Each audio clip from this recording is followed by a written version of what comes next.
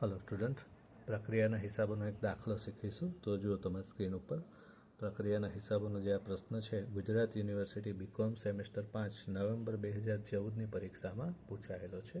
તો જુઓ, એક વસ્તુ તૈયાર થતાં પહેલાં બે જુદી જુદી પ્રક્રિયાઓમાંથી પસાર થાય છે, ત્યારબાદ તે તૈયાર માલના સ્ટોક ખાતે ફેરવાય છે। એપ્રિલ 2014ના મહિના માટે નીચેની વિગતો મેળવવામાં આવી છે। પ્રક્રિયા 1 અને પ્રક્રિયા 2ની બધી વિગતો આપી છે। પ્રક્રિયા 1નું ઉત્પાદન પ્રક્રિયા 2માં પડતર પર 15% નફો ચડાવીને મોકલવામાં આવે છે, જ્યારે પ્રક્રિયા 2નું ઉત્પાદન ફેરબદલી કિંમતના 10%ના નફાથી તૈયાર માલના સ્ટોક ખાતે મોકલવામાં આવે છે। પ્રક્રિયાના સ્ટોકનું મૂલ્યાંકન પ્રાથમિક પડતરના ધોરણે કરવામાં આવે છે। તૈયાર માલનો શરૂઆતનો સ્ટોક અને આખરનો સ્ટોકની રકમ આપણને આપી દીધી છે। તૈયાર માલના શરૂઆતના સ્ટોકમાં જે નફો છે એ પણ આપી દીધો છે, અને છેવટે વેચાણની જે કુલ કિંમત છે 13 લાખ રૂપિયા આપી દીધી છે। ઉપરની માહિતી પરથી તૈયાર કરો અને ગણતરી કરો પ્રક્રિયા પડતરના ખાતા અને તૈયાર માલના સ્ટોકનું ખાતું, એટલે કે આપણે પ્રક્રિયા 1, પ્રક્રિયા 2 અને તૈયાર માલના સ્ટોકનું ખાતું બનાવવાનું છે, અને ખરેખર મળેલ નફો દર્શાવતું પત્રક તો એ પણ આપણે તૈયાર કરવાનું છે, બરાબર। તો હવે આપણે ગણતરીના ભાગરૂપે જરૂરી પત્રકો તૈયાર કરીશું।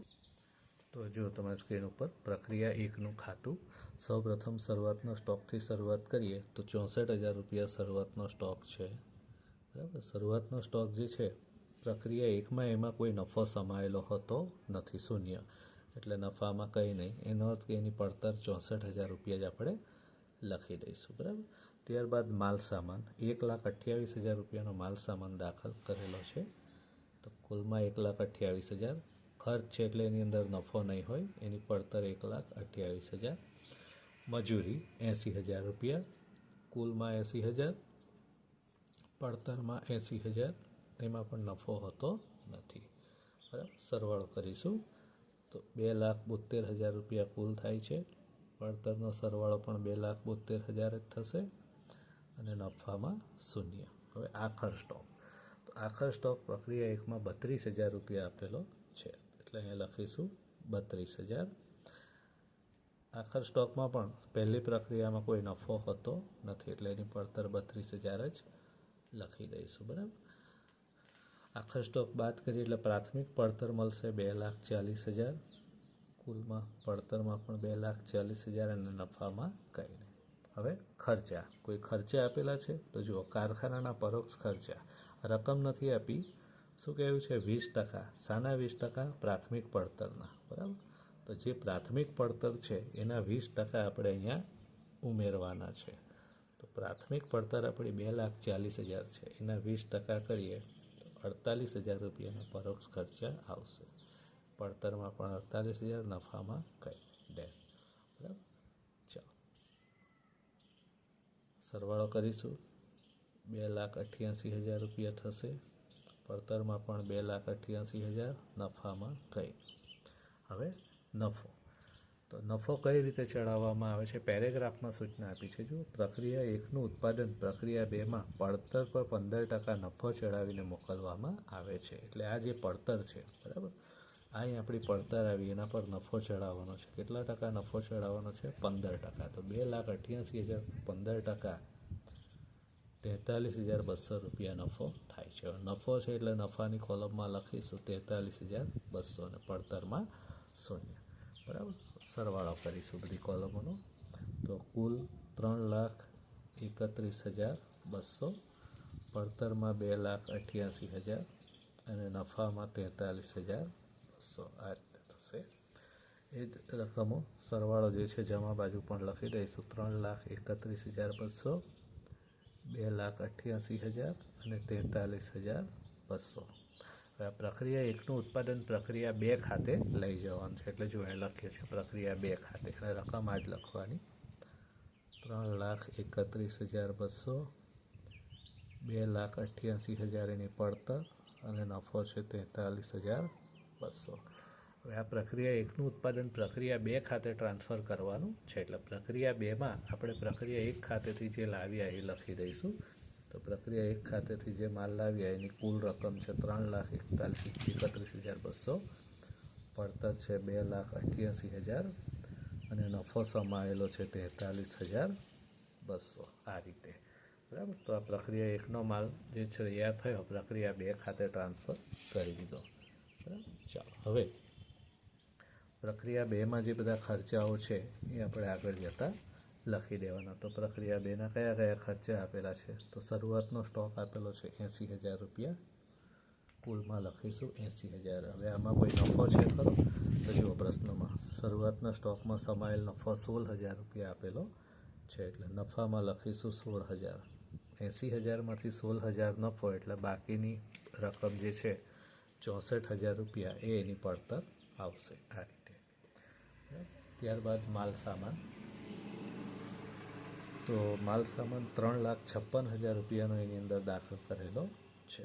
કુલમાં લખીશું 3,56,000. ખર્ચ છે એટલે નફો નહીં આવે, પડતરમાં જ પૂરેપૂરી રકમ લખી દઈશું 3,56,000. મજૂરી, તો મજૂરી છે 1,20,800 રૂપિયા. ખર્ચ છે એટલે એમાં પણ નફો નહીં આવશે, પૂરેપૂરી રકમ પડતરમાં જ લખીશું 1,20,800 આ રીતે, બરાબર. સરવાળો કરીશું તો 8,88,000 રૂપિયા કુલ રકમ થશે. 8,28,800 રૂપિયા એની પડતર થશે અને 59,200 રૂપિયા નફો થશે. હવે આખર સ્ટોક એની અંદરથી આપણે બાદ કરવાનો હોય છે. તો આખર સ્ટોક જે આપેલો છે 96,000 રૂપિયા આપેલો છે, તો કુલ રકમમાં લખી દઈશું 96,000. હવે એની પડતર કેટલી અને નફો કેટલો એ શોધવું પડે, બરાબર. તો આખર સ્ટોકની પડતર શોધવી હોય તો એના માટે પદ મૂકીને ગણતરી કરવી પડશે. પ્રક્રિયા 2 આખર સ્ટોકની પડતર શોધવી. કઈ રીતે શોધીશું? તો કુલ માલ 8,88,000નો છે અને એની પડતર છે 8,28,800. 8,88,000 રૂપિયાનો માલ હોય, એની પડતર છે 8,28,800 રૂપિયા. માટે 96,000 રૂપિયાનો માલ હોય, એની પડતર કેટલી આ રીતે, બરાબર. તો 96,000 ગુણ્યા 8,28,800 ભાગ્યા 8,88,000 રૂપિયા. આમ કરીશું તો આપણને એની પડતર મળશે 89,600 રૂપિયા, બરાબર. તો 89,600 રૂપિયા જે પડતર છે એ આપણે અહીં લખીશું. 96,000 રૂપિયા કુલ છે, 89,600 રૂપિયા પડતર છે, એટલે બાદ કરીએ તો નફો મળશે તમને 6,400 રૂપિયા.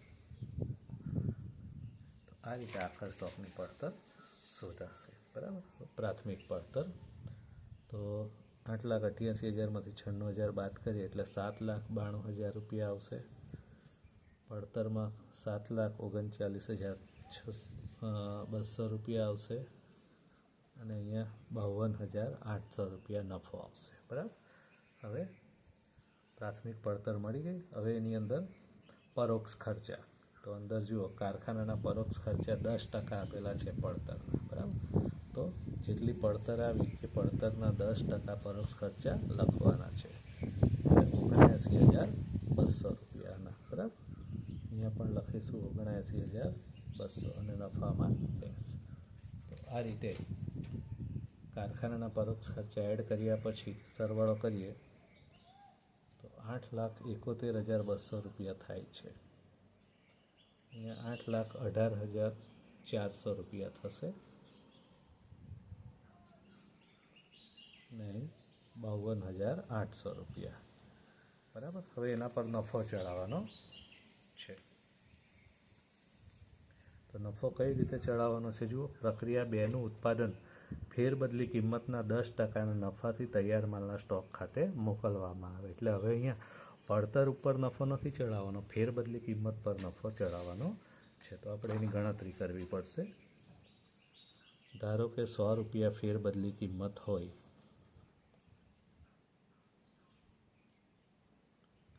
બરાબર. એના કેટલા ટકા નફો કયો છે? 10%. માઇનસ 10 રૂપિયા નફો 10% પ્રમાણે. એનો અર્થ કે ફેરબદલી કિંમતમાંથી નફો બાદ કરીએ તો પડતર મળે 90 રૂપિયા. પદ મૂકીશું 90 રૂપિયા જો પડતર હોય તો નફો 10 રૂપિયા. બરાબર, પડતર 90 હોય તો નફો 10. માટે પડતર 8,71,200 હોય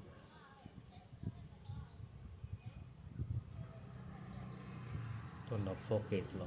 આ રીતે આપણે પદ મૂકીને નફો જે છે એ શોધી કાઢવો પડશે. બરાબર, તો અહીં આપણો જે જવાબ આવશે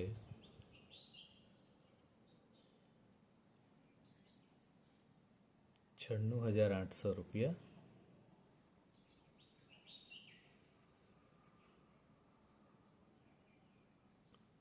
બરાબર, તો 96,800 રૂપિયા આપણે નફામાં ઉમેરીશું.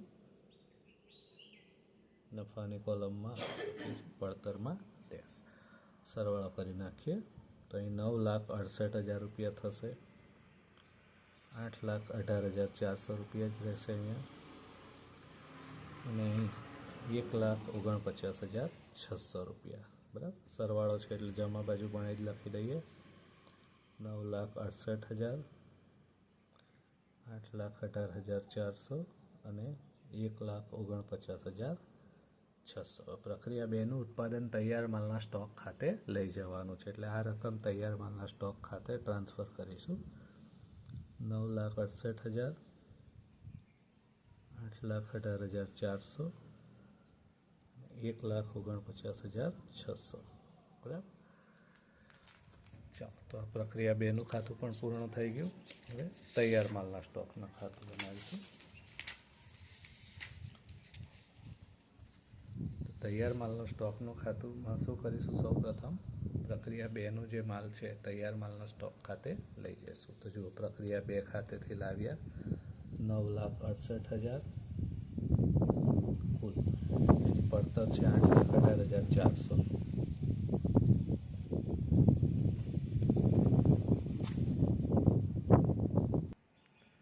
કુલ 9,68,000, પડતર 8,18,400 અને નફો 1,49,600. બરાબર, તો આટલી રકમ પ્રક્રિયા 2માંથી આપણે તૈયાર માલના સ્ટોક ખાતે ટ્રાન્સફર કરી. હવે તૈયાર માલના સ્ટોકનું ખાતું બનાવીશું. તો તૈયાર માલમાં સૌ પ્રથમ શરૂઆતનો સ્ટોક લખીશું. પેરેગ્રાફમાં સૂચના આપી છે તૈયાર માલનો શરૂઆતનો સ્ટોક 2,50,400 હતો. તો રકમમાં લખી દઈશું 2,50,400. હવે એની અંદર નફો કેટલો સમાયેલો છે તો એ પણ સૂચના આપી છે. તૈયાર માલના શરૂઆતના સ્ટોકમાં નફો 50,400 રૂપિયા હતો. એટલે 50,400 રૂપિયા એમાંથી નફો છે. એનો અર્થ કે બાકીની રકમ જે છે ડિફરન્સ એ એની પડતર હશે 2 લાખ રૂપિયા. બરાબર, ચાલો સરવાળો કરીશું. 12,18,400 રૂપિયા કુલ થશે. પડતર થશે 10,18,400 રૂપિયા અને નફાની રકમ થશે 2 લાખ રૂપિયા. હવે આખર સ્ટોક. આખર સ્ટોક જે છે તૈયાર માલના સ્ટોકમાં 1,21,840. હવે એની પડતર કેટલી અને એમાં નફો કેટલો સમાયેલો છે એ શોધવું પડશે. બરાબર, તો આખર સ્ટોકની પડતર શોધવા માટે આપણે પદ મૂકીશું.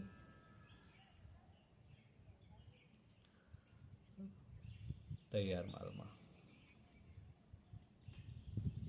તો શું કરીશું? કુલ રકમ જો છે માલની 12,18,400, એની પડતર છે 10,18,400. માલ જો હોય 12,18,400નો તો એની પડતર છે 10,18,400. બરાબર, અહીંયાથી ખબર પડે છે. માટે 1,21,840 રૂપિયાનો માલ હોય તો એની પડતર કેટલી? બરાબર, તો આ રીતે પદ મૂકીશું તો આપણને એની પડતર પણ મળી આવશે. 1,01,840 રૂપિયા આખર સ્ટોકની પડતર મળશે. તો 1,01,840 રૂપિયા જે છે પડતરમાં લખીશું. એનો અર્થ કે બાકીની રકમ જે હશે એ શું હશે? નફો હશે. તો આમાંથી આટલા બાદ કરીએ. આમાંથી આટલા બાદ કરીએ તો 20,000 રૂપિયા આપણને નફો મળે છે, એટલે નફાની રકમ મળી ગઈ, બરાબર. ચાલો હવે આખર સ્ટોક બાદ કરીએ તો પડતર મળશે 10,96,560 રૂપિયા કુલમાં. પડતરમાં 9,16,560 રૂપિયા, અને અહીં નફો જે આવે છે 2 લાખમાંથી 20,000 બાદ કરો 1,80,000 રૂપિયા. ચાલો, તો પડતર મળી ગઈ. હવે નફો શોધવાનો છે. તો નફો શોધવા માટે શું કરીશું? આ તૈયાર માલનો સ્ટોક જ છે, એટલે કેટલા રૂપિયામાં માલ વેચ્યો? તો જુઓ, વેચાણ આપેલું છે. આ સમય દરમિયાનનું વેચાણ 13 લાખ રૂપિયા, એટલે વેચાણ કિંમતમાં લખી દઈશું 13 લાખ રૂપિયા. એટલે આ માલ 13 લાખ રૂપિયામાં વેચ્યો. 13 લાખમાંથી એની પડતર બાદ કરીએ એટલે નફો મળશે. તો 13 લાખમાંથી 10,96,560 બાદ કરીએ એટલે નફાની રકમ મળે છે 2,03,440 રૂપિયા. આટલો નફો થયો હશે. તો આ નફાની કોલમમાં પણ આ જ રકમ લખી દઈએ, 2,03,440. બરાબર. બધા સરવાળાઓ કરી નાખીએ તો 9,16,560 પડતર, અને નફાની કોલમમાં જે સરવાળો છે 3,83,440. આ જ સરવાળો જમા બાજુ પણ લખી દઈશું. કુલ 13 લાખ, પડતર 9,16,560 અને નફો 3,83,440. બરાબર. હવે આ છેલ્લું જ છે તૈયાર માલના સ્ટોકનું ખાતું, એટલે માલ વેચ્યો એટલે આ જ રકમ ઉપર પણ લખી દઈશું. વેચાણ ખાતે 13 લાખ, પડતરમાં 9,16,560 અને નફામાં 3,83,440. બરાબર. તો આ રીતે આપણું એ તૈયાર માલના સ્ટોકનું ખાતું પણ પૂરું થયું. જવાબમાં જે માંગેલા હતા ખાતા અને તૈયાર માલના સ્ટોકનું ખાતું એ બની ગયું. હવે છેવટે ખરેખર મળેલ નફો દર્શાવતું પત્રક, કે ભાઈ ખરેખર કેટલો નફો મળ્યો દરેક પ્રક્રિયામાંથી. તો આપણે બધી પ્રક્રિયાઓમાં જોઈ લેવાનું છે કે ખરેખર કેટલો નફો મળ્યો પ્રક્રિયા 1, 2 અને તૈયાર માલમાં. બરાબર. તો જુઓ,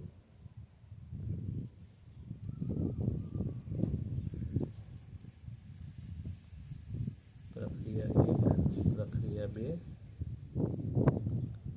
અને તૈયાર માલ. તો પ્રક્રિયા 1માં દેખીતો નફો છે 43,200 રૂપિયા. શરૂઆતના સ્ટોકમાં કેટલો નફો છે? 0. આખરના સ્ટોકમાં 0. બરાબર. એ જ રીતે પ્રક્રિયા 2, પ્રક્રિયા 2માં જે દેખીતો નફો છે એ જુઓ 96,800 રૂપિયા. શરૂઆતના સ્ટોકમાં 16,000 રૂપિયા નફો છે. આખર સ્ટોકમાં 6,400 રૂપિયા નફો છે. બરાબર. તૈયાર માલની વાત કરીએ. તૈયાર માલમાં દેખીતો નફો છે 2,03,440. તો એ લખી દઈશું. શરૂઆતના સ્ટોકમાં નફો છે શરૂઆતના સ્ટોકમાં જુઓ કેટલો નફો છે તૈયાર માલમાં 50,400. આખર સ્ટોકમાં જે નફો છે 20,000 છે. હવે બાકીની કોલમ ઉપર જે તફાવત શોધવાનો છે, તો અહીંયા કોઈ તફાવત છે નહીં. શરૂઆતના સ્ટોકમાંય નથી નફો, આખર સ્ટોકમાંય નથી, એટલે 43,200માંથી કંઈ બાદ થશે નહીં. ખરેખર મળેલ નફો 43,200. અહીં શરૂઆતના સ્ટોકમાં 16,000 છે અને આખરના સ્ટોકમાં 6,400 છે. તો 16,000માંથી 6,400 બાદ કરીશું તો 9,600 રૂપિયા વધે છે. બરાબર. ચાલો, તો 9,600 રૂપિયા જે છે 96,800માંથી 9,600 આપણે શું કરવાનું છે? ઉમેરવાનું છે, કારણ કે આ જવાબ પ્લસમાં આવેલો છે. બરાબર. આ જવાબ શું આવેલો છે? પ્લસમાં. બરાબર. તો 96,800 વત્તા 9,600, તો આપણો જવાબ આવે છે 1,06,400.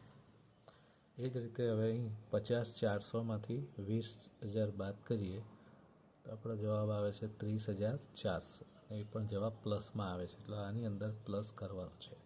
બરાબર. તો 2,03,440 વત્તા 30,400 એટલે 2,33,840, બરાબર. આટલો ખરેખર મળેલ નફો છે. હવે આ બધાનો સરવાળો કરીએ એટલે આપણો ફાઇનલ આન્સર મળશે. તો આ બધાનો સરવાળો કરીએ તો 3,83,440 રૂપિયા થાય છે. એ બધી પ્રક્રિયાઓમાં થઈને ખરેખર મળેલ નફો હશે, બરાબર. તો આ રીતે આપણો દાખલો અહીંયા પૂરો થાય છે. જુઓ, પ્રક્રિયા 1નું ખાતું બનાવ્યું સૌથી પહેલાં આપણે, ત્યારબાદ પ્રક્રિયા 2નું ખાતું બનાવ્યું, ત્યારબાદ તૈયાર માલના સ્ટોકનું ખાતું, અને છેવટે ખરેખર મળેલ નફો, બરાબર.